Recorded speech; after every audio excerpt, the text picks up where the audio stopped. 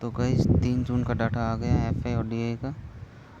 तो एफआई ने 2,854 करोड़ की बिकवाली की है और वहाँ पर ही डीआई ने 5,908 करोड़ की शुद्ध खरीदारी की है। तो डाटा कल का और आज का लगभग सेम ही है, ज़्यादा फर्क है नहीं। एफएनओ में देखें तो एफएनओ में एफआई है वो ऑप्शन के अंदर है वो नेट बियरिश है और फ्यूचर के अंदर भी बियरिश हैं। तो एफआई दोनों जगह बियरिश होकर गए हैं। प्रो का देखें तो प्रो ऑप्शन में नेट बियरिश हैं और फ्यूचर में देखें तो वो बुलिश होके गए हैं। क्लाइंट जो अपना रिटेल है तो वो ऑप्शन के अंदर नेट बुलिश होके गए है ना। तो क्लाइंट है वो एफआई और प्रो, इनके दोनों के विपरीत है ना, इन दोनों के विपरीत हैं। तो एफआई जब भी पोजीशन बनाते हैं तो क्लाइंट, अगर ये तीनों एक ही जैसे एक ही डिसीजन में रहेंगे, जैसे एफआई भी मान लो कि एफआई भी बियरिश हैं, प्रो भी बियरिश हैं, क्लाइंट भी बियरिश हैं, तो पैसा किसका बनेगा? एफआई कहाँ से, जो क्लाइंट पोजीशन बनाते हैं उसके विपरीत पोजीशन बनती है। ज़्यादातर हम यदि टाइम में देखें तो एफआई है वो क्लाइंट के विपरीत ही अपनी पोजीशन बनाते हैं, है ना। तो ये ध्यान रखना, तभी तो इनका पैसा बनेगा ना क्लाइंट से। तो क्लाइंट है वो ऑप्शन के अंदर है नेट बुलिश और फ्यूचर में भी बुलिश है। तो क्लाइंट है वो अपना दोनों जगह बुलिश होके गया है। डीआई का इतना रहता नहीं है, तो कहीं डीआई का इतना रहता नहीं तो भी देख लेता। तो डीआई ने ऑप्शन में कुछ नहीं किया है, फ्यूचर में ये बुलिश होकर गए। समरी में देखते हैं तो समरी में एफआई और फ्यूचर में स्ट्रॉन्ग बियरिश है। तो गाइस एफआई फ्यूचर में स्ट्रॉन्ग बियरिश है तो इनके आज शॉर्ट और बड़े हैं, आगे देखेंगे हम। और इंडेक्स ऑप्शन के अंदर इंडिसाइव है, प्रो फ्यूचर और ऑप्शन दोनों में इंडिसाइव है। क्लाइंट जो रिटेलर अपना वो फ्यूचर में मीडियम बुलिश है और ऑप्शन के अंदर हुए इंडिसाइव है।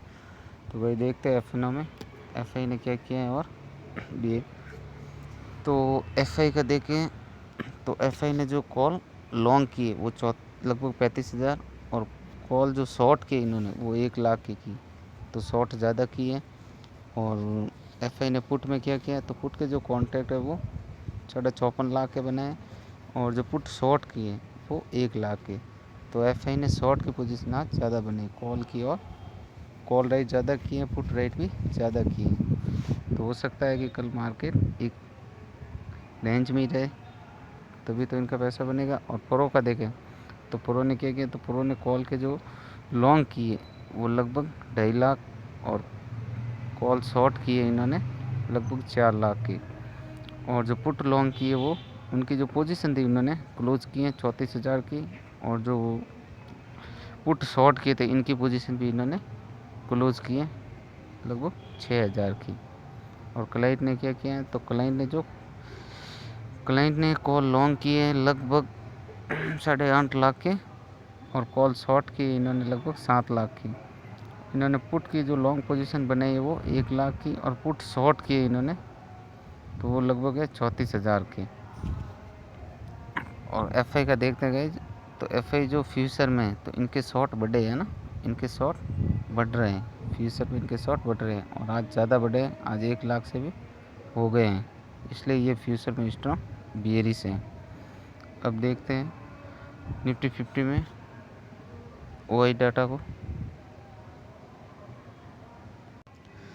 तो अगर निफ्टी 50 में यदि हम ऑप्शन चेन को देख के और ऑप्शन चेन में ओआई डाटा को देख के तो जो चेन दिन ओआई है तो 24,450 24,500 से पुट राइटर बाहर निकले हैं, कॉल राइटर ऐड हुए हैं, है ना। तो कॉल राइटर ज़्यादा ऐड हुए हैं। तो अभी निफ्टी 50 के पास जो सपोर्ट लेवल है वो लगभग दिख रहा है 24,400, कितना है 24,400। और इसके बाद जो मेन सपोर्ट है वो 24,300 है। तो 24,400 में क्या हुआ है, जो चेंज इन हुआ है तो यहाँ से पुट राइटर बाहर निकले हैं, है ना। 24,400 पुट राइटर और कॉल राइटर की संख्या बराबर, बाहर नहीं निकले संख्या बराबर। हाँ 24,500 से पुट राइटर बाहर निकले। तो ये दर्शाता है कि पुट राइटर का जो हौसला है वो थोड़ा नीचे जाता हुआ दिख रहा है और कॉल राइटर है वो बढ़े, कॉल राइटर है वो बढ़े। और अब रेजिस्टेंस की बात करें तो 24,700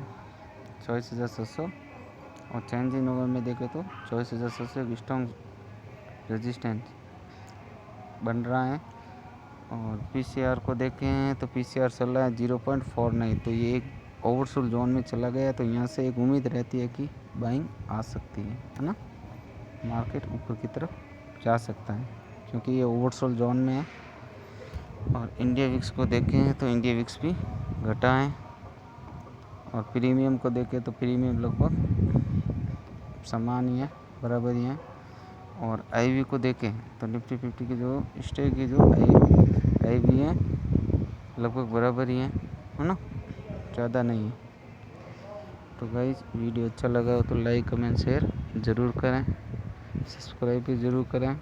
थैंक यू, गुड नाइट, शुभ रात्रि।